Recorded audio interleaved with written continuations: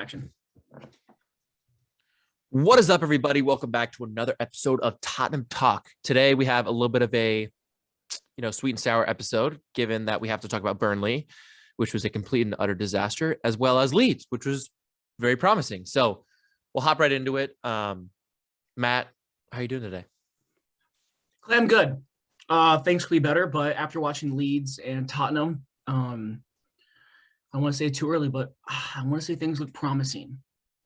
Well, we thought the same thing after watching us, I wouldn't say thrash Man City, but thrash Man City the week before. And, then we go to Burnley and Spurs had to say, you know what? Don't get hope yet. Not quite yet. We got something to say about it. So, yeah, I mean, let's start off with Burnley. I mean, do I want to talk about this? No, but I think it's important to because it shows how volatile our team is right now and how inconsistent we are. I mean, I know I sent out a very angry tweet about Harry Kane, that day. And I was like, so what is it? Was he showing off for City? Does he actually care about this team? What's going on? And, it was definitely very harsh and, emotions played into that. But like, it looked like he was nowhere to be found. Every player looked like they just weren't really into it. I don't know what that is, and I think we saw the frustration with Conte as well. I mean, he was saying the same things in his post-match conference, very, very scary things from a fan's perspective, given that, I'm not sure I'm the right guy for this job anymore. I don't know if I can do it. Maybe I'm wrong, all that sort of stuff. And it's like, whoa, hold up. You're the best thing that's happened to us since we hired Pochettino. So I don't know what your thoughts were on the game, maybe a little bit of Conte's speech afterwards. What do you got? The Burnley game reminded me a lot of when we beat them 1-0 with Jose under our wing. And it's just, I want to say this statement is very contradicting because I feel like Burnley is just going there to play there is always going to be a tough, they sit 11 behind the ball and they just defend and they try to fight out those ties or 1-0 wins because they're not going to score more than 1-2 goals in a game. No. And I don't even think they have scored 2 goals in a game. And, going into a game like this and how inconsistent we were, I was definitely worried, but thought, oh no, our performance against City was so good that we should be able to counter and capitalize this, even with Conte, as our manager. So obviously it was very disappointing because that's a team that is relegation and has been fighting just to get out of relegation, as we are a team in the past that's always been fighting for top 4. Right. It's very challenging to evaluate the squad when we have such historical accomplishments, I feel like. And so I think it's very appropriate to take a minute and realize the state of the club and state of our players and what do we expect and what we want happening rather than what we think should happen, or what we want happening rather than think what actually is going to happen. And so much of me and so many of our fans probably obviously wanted Tottenham to beat Burnley. But during the game, it just seemed so much of a flipped side compared to when we were attacking against City. And obviously the style of play might be slightly different in teams, which is fair. Yeah. But I do think it's definitely a very interesting position that Tottenham's in currently, because going into a game at Turf Moor at night or whatever the time was or whatever, going like they say, a rainy day at Stoke, right? You never play a rainy day at Stoke. It's just, I feel like a game that I argue when you're not on your level and you're not on your top game, it's honestly one of the harder games because you have to go by 11 guys. You have to defend. They're not going to attack you like they normally would against, unless you were a City. And so obviously gaps are exposed when City attacks and we can actually, go forward. But I feel like with Burnley, it was just so challenging. I'm not saying it's all on Burnley here. I mean, props to them getting the 1-0 win. But I feel like Tottenham has to do better in terms of finding other solutions to those types of games. When there's not as many gaps, well, how else are we going to be able to score? And I feel like a lot of that comes from set pieces. So I don't know. There's a lot of thoughts on that game because it's so different than what we saw at the Etihad. Yeah. And even attacking wise, I know we're talking about Leeds, Clay, but even against Leeds, attacking was so different compared to Burnley. Again, though, I mean, you could argue that Leeds and Burnley are pretty similar in terms of quality and how. I mean, I'd say probably Burnley's a little less than them, but like in terms of quality. But I mean, they're on table. They're pretty Yeah. close. I mean, they're only three Totally. positions off. So I don't know. I mean, there's a lot of different hot takes you can take from this and questions you can ask, but I definitely think it's something to think about when we see a 3-2 win at the Etihad against top European club, if not the best European club right now. And then you go to Burnley and we lose 1-0. It's just, I love that in a way because that's the Premier League. Yeah, totally. I think it's hard because you look at it and Burnley's fighting for relegation and we're fighting for top 4. And it comes down to, I think, in a game like that where conditions are terrible, right? It's like you said, rainy night in Stoke, rainy night in Burnley. That's essentially, that is the new Stoke, you know? And it's like, who wants it more? Does Burnley want to not be relegated more, or do we want top 4 more? Right. And that was a question. And it showed out that Burnley didn't want to be relegated more than we wanted top 4. And that's really disappointing because if you look at it now, the last couple of weeks, the Burnley match, Southampton, and Wolves, if we win those games, Matt, we are sitting in 3rd place, 1 point above Chelsea right now.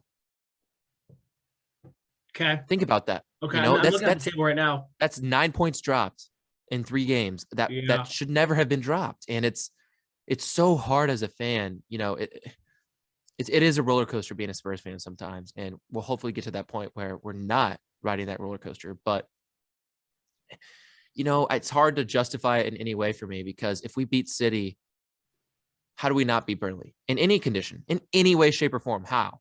You know, we should. It just shouldn't be a question even. And you know, granted, that is the Premier League, and that is what a rainy night at Burnley can do. But man, is it disappointing, and man, does it make you? It's just deflating. You know, as a fan, it's funny. I was talking to my buddy. He likes listening to us, and he was saying, "You got me so excited for the Burnley game because." You got me so excited for the Burnley game because you couldn't even get your words out after the City game and for the show after the City game. And then next thing you know, look what happened. So yeah, it's tough. I mean, like I said, I think it came down to who wanted it more, did Burnley want to get relegated more or to not get relegated more? Or did we want top 4 more? And Burnley won that out. And we can't let that happen. And I think that's what Conte's message was, is he hates losing to the nth degree. And not only that, is he will not accept mediocrity and lack of effort, lack of playing. So if you look at what he's said recently is, you know, he's trying to get the players. Let's move to the Leeds game now. He said his goal was to try and get the players to respond with their character. And they did, you know, players like Doherty, Sessegnon. So yeah, I don't know what your thoughts were on the Leeds game at all. You know, the Leeds game was different because the lineup was slightly different. We didn't see Emerson start, which I was very intrigued about because I was curious to know. Was what Doherty could do. I mean, he's been at the club now for 2 years or 1 year. Is this a second year? Oh, this is a second year. Okay, so 2 years now. A roller coaster of events, and for him to have the performance, or to show the performance he had against Leeds a couple days ago or yesterday, really, I think, sets more of a statement than anything about him and him as a player. Not just him as a player, but what he can provide in a team. And I want to see what he can do when he was at Wolves. Because when he was at Wolves, totally. I thought he was so much better, and most people would agree with that. I think he had he was up there with some of the most assists as an outside wingback, and when we signed him. And so obviously those stats aren't, you know, as accurate now, but it's definitely in the works. And I think he's learning, and you can see it just tactically how we progress up the field, and how always the opposite side's open, that ball's open. It's every flipping time. And Sessegnon played a great ball the first time. I mean, the one-timer, I mean, if he took a touch, defender had him there. And I thought it was smart on his IQ part to play that one time. And then great finish by Doherty. But then Doherty had another assist. And so, you know, it was what I want to be able to see happen, and I'm sure a lot of Tottenham fans would agree, is we can play any way we want and still play the way we want to. Yeah. Okay. And that might be in a perfect world. Okay, whatever. But, you know, if you were to compare to somebody, looks like Liverpool. Liverpool's able to start in a League Cup final with their backup goalkeeper, you know, and have injuries of Thiago in warmups and switch out Naby Keita and still do what they want to do without having the quote unquote starting players, you know, is what I'm saying. So Conte's definitely trying to instill that in our players now. And that's why I think Dane Scarlett had a little time to see the field. Yeah. I think we see that. And he's mentioned it in his press conferences, how, you know, we're not trying to find the best of the best right now. We're trying to progress into a top club by having young guys now who we think can become very good. And, you know, you look at, I'm not saying that we're not going to get guys that are, you know, prolific quality players now. We do. Kulusevski and Bentancur are two great ones. I yet would argue that they're two young ones. So, you know, see them 2-3 years down the road could be, who knows what could happen, you know? And so I definitely think it's important to realize who's playing and what we can see out of those types of players. AKA Doherty was one of them. We've seen the likes of Sessegnon on the left right now because Reggie's hurt. And so, you know, that's he's been there pretty consistently, which isn't a bad thing. He's learning. He's young. Yeah. But I thought the performance overall against Leeds, you saw that we were more fit. We had the motivation to score. We had we wanted to go forward, and not just Son and Kane going forward. I mean, our whole squad was going forward. Totally. And I think that is just a huge difference. I mean, a drastic difference as opposed to what we did see back in the past, you know? And when I say the past, I mean, you could go all the way from Jose era to Nuno era. I mean, just the history of Tottenham that, you know, has not been what we thought should be Tottenham level. So seeing Leeds, I mean, going into the game too, and I was telling you, Clay, because we saw each other before the game, I said, I think it's going to be 4-5-0, 6-0. I thought it was going to be a lot of goals. And it was 4-0, but, you know, sorry, it's just super interesting how you have a game like that, and then you have a game like Burnley, and it's just not the same. The quality is just so different. Totally. But, I don't know. There's definitely interesting pieces to it, but I think obviously against Leeds, we played so much better. I mean, so much better. And it's the little things. It is the little things, you know, that we have to do right, you know, and like granted to Højbjerg for a great little assist to Kane's finish. I mean, holy crap, you don't see that often. But like, that's a chance that to anybody we have, and we have to capitalize on that. And we did. Yeah. And we did. Yeah. You know, and so. So to kind of like go off of what you're saying is it's really cool. So I don't know. I'm at a weird place right now because of the Burnley game. After the Burnley game, I was completely deflated. And I was like, you know, what are we even doing here? This is such a joke. And I think a lot of fans felt that way. And knowing me, I mean, you guys, you know me, our fans know us. Yeah, I'm so positive. I'm optimistic at heart. But, you know, how many times can we say, we see, you know, Doherty put in this is his best performance at Spurs by far. So don't get me wrong. But how many times can we see him do that and say, oh, maybe it's coming, you know, maybe it's coming now. Oh, we need to give him a chance now. Oh, this and that. Where we can't afford, if we want to be the club that we want to be, we can't afford that, you know? So I'm here and I'm giving them chances, you know, now because we have Conte, we have this project. I know it takes time and I know it takes patience. So keeping that in mind, trusting Conte, and as long as they back him this summer, I think we're all good. But it's interesting to see Doherty because we talked about it. You know, when he first signed, we thought he was going to be great. You know, a couple of months go by and, You know, okay, well, give him time to adjust. He had COVID. That was what was holding him back, or this and that. You know, okay, give him more time. Give him a couple more months.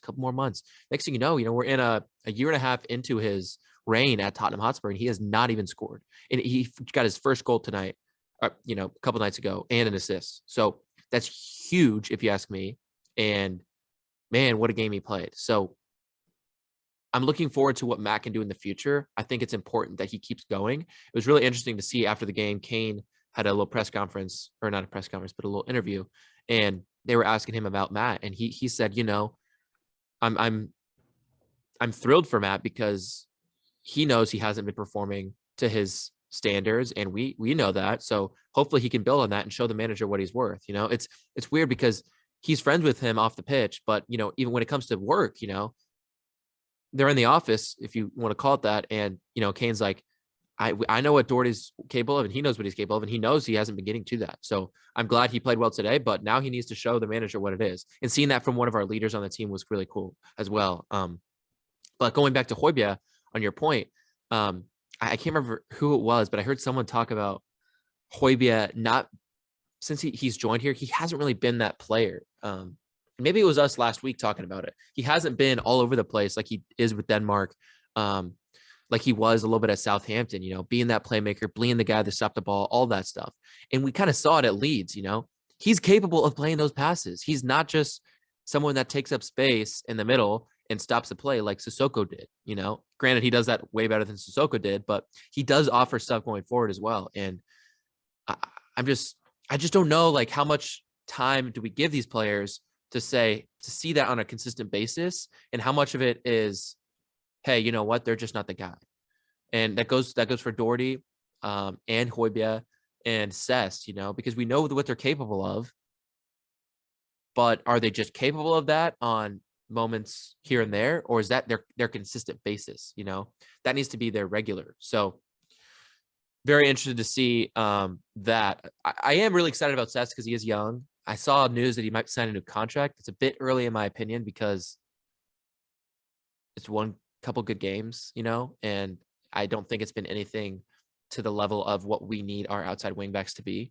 It has not been a Robertson performances, has not been Trent Alexander-Arnold, has not been João Cancelo. It hasn't been any of that. So seems to I understand you want to invest in these players and you believe in them. And Conte said it about Cess, he can be that guy on Tottenham. He can also be that guy for England.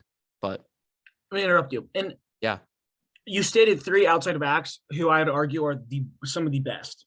I mean, the best of the best. And yes, Cess might not be that, but even to the level of like a Matty Cash or a Target or who's another one that I can think of right now? Well, that's my point, though, Matt. Is that Lucas Digne? But like, I see your point, though. I see where you're coming from. But at the state currently, I 100% agree with you. It is a bit early having him sign again. But listen to this. So my point is that when we were at our best, we had those best right backs, left backs in the league with Kyle Walker and Danny Rose. And I'd even argue that Trippier was far beyond what we've seen in the last 3 years, Yeah. So it's like, okay, yeah, he's fine. He's doing great. And hell, I'm a Cess fan. I think he can do really well if things continue to progress. But how many times can we say and be complacent with, oh, yeah, he's not João Cancelo, but, he's up there with Matty Cash and Digne, who has gone from Everton to Villa. Like that is not a clear progression in your career, if you ask me. So it's like, where is that line where mediocrity is acceptable as a fan or as a Tottenham Hotspur player or coach? And where do you expect or demand the best, right? Yeah. So, but it's hard because we're not going to be able to get Cancelo right now. We're not going to be able to get, Robertson right now. We're gonna have to take chances and take risks on players. So maybe that's part of what that is taking that risk on Cess, knowing what can he reach his potential? I don't know. I mean, I'd argue Lamptey is there right now. All he needs is a better system and a better players around him to really, really flourish. So that there's another player, So it's all up in the air. But I'm very weary now after experiencing the high of City and the low of Burnley in the space of 5 days, and trying to say, well, you know what, Cess is promising or Doherty is promising, and we're just using Cess as an example here. This goes for a lot of players on our team, I think, but I personally think Cess can do very well, and I love the guy. And I'm excited to see him succeed. Heck, I think he brings a lot to the table that sometimes Reggie doesn't, in a way, and give him that chance, make him compete. But it's just a thought to be had, especially if, from our point of view as fans, 100%. I agree with think that. about that. You got to think. Sorry, I kind of cut you off there, but No, sorry. There was a little connection error. You done? yeah, all you. No, you make some good points, and I don't really disagree with him at all. I guess I don't really disagree with everything you said, but I mean, you make a point in terms of going from this club to Aston Villa or Everton to Aston Villa isn't really that big of an individual accomplishment, which I'm not saying it is, but the way I look at it is, with the likes of how we are now and the level we are now, we're no better than. I mean, you could argue that we are as good as an Aston Villa. I mean, No, I get it. I think we are better than Aston Villa, but that's where my point was coming across, of course. Totally. Yeah. And obviously, João Cancelo, when he came into the Prem from Juve, he wasn't this top-notch guy, No. He was just another name that, he was a big name, but he was another name that, came from Juve in a Danilo swap, went the other way, and has been able to perform. I think a lot of it has what Pep's done with him too. Totally. Now, you look back at Trent and Robertson, and those are two guys that have just really made a statement in the Prem. But you make a good point. And it's challenging because you look at the likes of us now and what we want to become, and you have Cess at this level, and you're like, okay, where can he go? Where is his potential? And maybe signing a new deal or looks likes of signing a new deal right now are maybe slightly too soon, but who knows? I mean, maybe there's other information we don't know that he's going to be used more under Conte. We don't know, but and I think that's where it comes in, is like, it's Conte, right?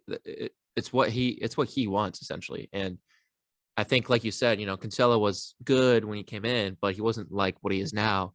And I think a lot of that has to do with the coaching and the right situation that he found himself in.